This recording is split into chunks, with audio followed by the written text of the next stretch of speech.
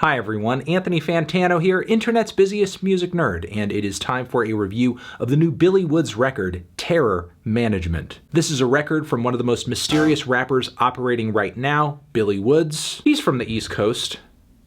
At least I think he is. Who really knows where Billy Woods is from? He's like a shadow. One that's being cast by a streetlight or the full moon. He's there, and he's also not. Billy Woods is the dark web. He's the feeling of knowing that a pair of eyes are watching you. And he's pretty prolific too, between his solo works as well as the increasingly popular duo he formed with Elucid Arm & Hammer. He's put out like 9 projects over the past 7 years. Many of them account for some of my favorite hip-hop records of the decade: Race Music, Paraffin, History Will Absolve Me, Known Unknowns. His recent project with Kenny Siegel has been one of his most widely celebrated yet, turning a lot of new Billy listeners into hardcore fans. And that thing just dropped this past March. Now again, for new Billy listeners, I could see why that project would be a bit of a revelation. Billy's delivery is unique and one of a kind. It's a mix of rapping, shouting, narration. The tone of his lyrics are a mix of grim realities and depressing social commentaries, loaded with wit, dark humor, and presented in a way where it's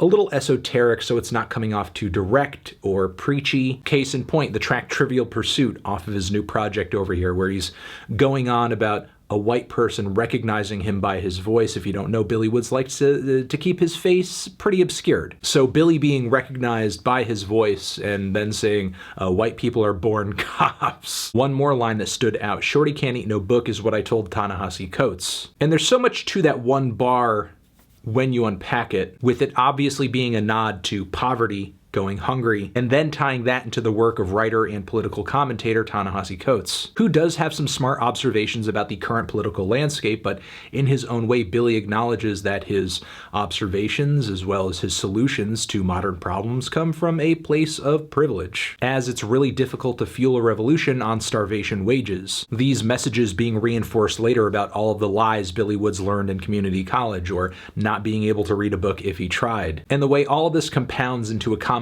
on Western education, its mistruths, but also its ineffectiveness for those who are born into poverty with serious material needs. So this is often how Woods' tracks work. He throws raw ideas and snippets and observations out there that are obviously connected in some way, but you sort of have to fill in the blanks to see what he's getting at and realize all of the answers are overlapping like a crossword puzzle. And being able to make these connections often requires the listeners to have a framework of American history and so much more, as there are still tracks from Woods' back catalog that I love, but I'm still decoding to this day. So going into this new one, I was basically just hoping for something new, refreshing, maybe even thematic. Creatively, the dude really seems to be on a streak, and personally, I think he's been putting out great stuff all along, and it's just amazing to see that now finally people are beginning to realize it. I gotta say though, this new one, I'm not finding it to be as gratifying as many of Billy's recent works. A lot of the instrumentals here are textured, but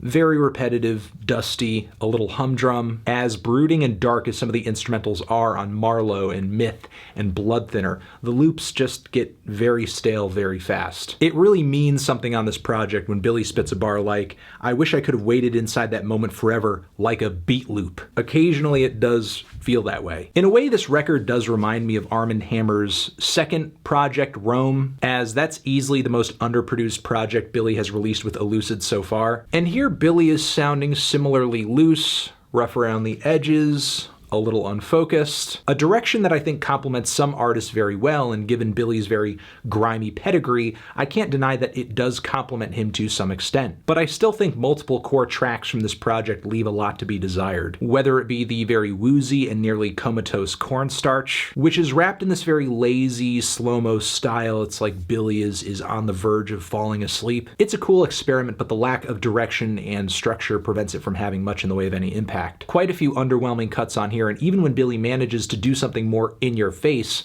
often the energy feels misdirected. Numerous tracks on this thing are also surrounded with these much shorter cuts that just feel very fleeting. They don't really inspire much outside of a spare quotable or two. That Was Then, Myth, Dog Days, and these songs are not to be confused with the multiple rap vignettes off of Billy's very ambitious 2015 record, Today I Wrote Nothing, an album that was essentially a very creative exercise in brevity. There are also a few other tracks on here that aren't quite as short, but maybe toward the end or even in the middle transition into a very lengthy vocal snippet, maybe from a movie or a series. I'm not familiar with the source material, and this is certainly not the first time Billy has worked stuff like this into his records, and I most likely would have enjoyed these bits more had the songs been heartier, but these spots often feel unnecessary, distracting, like filler, and usually communicate more than the music preceding them does. Which brings me to some of the guests on this thing, especially Fielded, who appears on this project more than anyone else. While I do enjoy her singing when it pops up, it certainly makes this entire project a lot less monotonous. Often her appearances just allow Billy to extend an otherwise underwritten track, either taking up the whole first leg or second leg of a track before it just fades to black. The closer on this thing is mostly inconsequential too. I just feel like I have so many complaints about this one. And maybe that's because I have such a high opinion of Billy's work up until this point. But there are cuts on this thing I like quite a bit. Western Education is Forbidden, that I was talking about earlier. The song Gas Leak, whose instrumental is fantastic, one of the best on the entire record, with these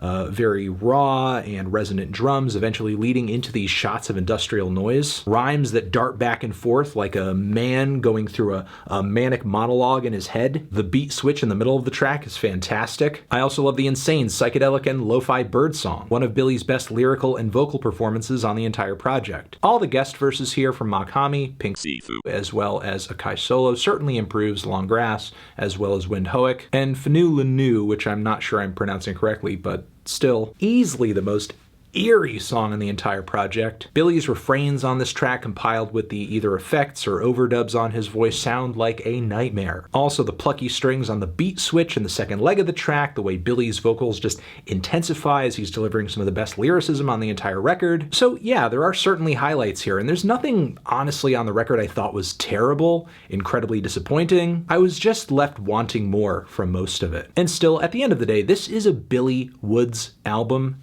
By that fact alone, you are going to walk into this record with a certain level of talent and style and flair that you're not going to get in many other places. So even in its as-is, somewhat dodgy current state, there are still some cool beats, there's still a lot of details, there are still nooks and crannies, just a lot of it isn't fleshed out very far.